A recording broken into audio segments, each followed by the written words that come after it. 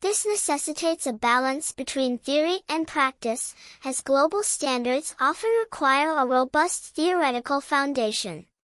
Moreover, in an increasingly interconnected world, the mobility of students and professionals across borders necessitates education systems that are comparable to those in other parts of the world. A purely practical approach could potentially limit graduates' opportunities for further study or employment abroad, where theoretical knowledge is often highly valued. It is also worth considering that the dichotomy between theory and practice is, in many ways, false. Effective education systems require a balance of both. While it is true that some African education systems have struggled to find this balance, there are also many success stories where practical and theoretical education complement each other effectively.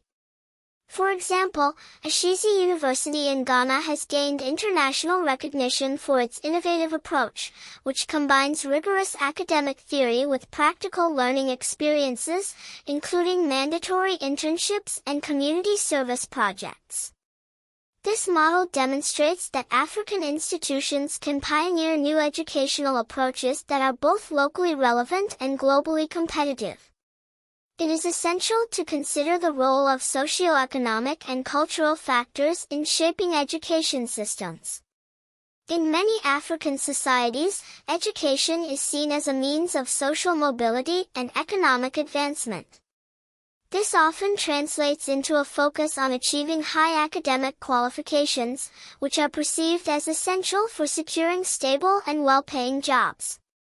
The emphasis on theoretical knowledge can thus be seen as a reflection of societal values and economic realities, where formal education is often the most viable pathway to personal and professional success.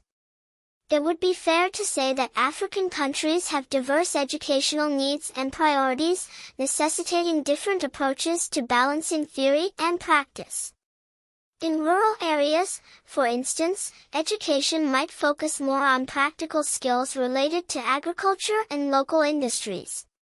Something extraordinary had been pioneered. In Tanzania, for instance, initiatives like competency-based education training, CBET, promoted formerly by the National Council for Technical Education, NACTE, now NACTVAT, were introduced to bridge the gap between theory and practice by focusing on the skills and competencies required in the labor market. CBET aims to produce graduates who are knowledgeable and competent in performing specific tasks. However, in practice, these initiatives often contradict their own principles. For example, NACTVAT guidelines stipulate that a class of students should not exceed 45 to allow trainers to provide individual attention and effective follow-up. Despite this, it is expected to find classrooms with far more students, sometimes reaching 100 or more. This contradiction is often due to a lack of resources, inadequate infrastructure, and insufficient funding, forcing institutions to admit more students than they can handle. As a result, the intended benefits of CBET, such as personalized teaching and practical training, are not realized. Instead, trainers revert to traditional lecture methods that are easier to manage with large groups, further reinforcing the theoretical approach that CBE was meant to overcome.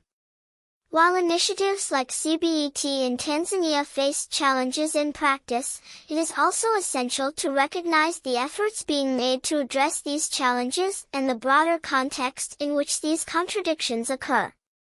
The CBET approach, promoted by NACTVAT, aims to create a more skilled workforce that meets the labor market's demands, and despite the setbacks, significant strides have been made towards achieving this goal.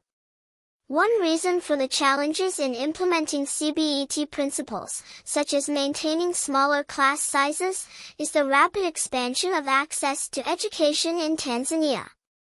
The government has prioritized increasing enrollment rates at all levels of education to meet the growing demand for skilled professionals. As a result, educational institutions are often overwhelmed by the sheer number of students, leading to overcrowded classrooms that contradict the ideal standards of CBET. However, this expansion should not be seen purely as a failure but as a necessary step in democratizing education and making it accessible to a broader section of the population. The challenge lies in balancing this increased access with the quality of education, a complex issue that cannot be addressed overnight. Moreover, the lack of resources, inadequate infrastructure, and insufficient funding that hinder the effective implementation of CBE are issues that affect not only Tanzania but many other countries worldwide. These challenges are often rooted in broader economic and political factors, such as limited national educational budgets, competing demands for public funding, and external economic pressures.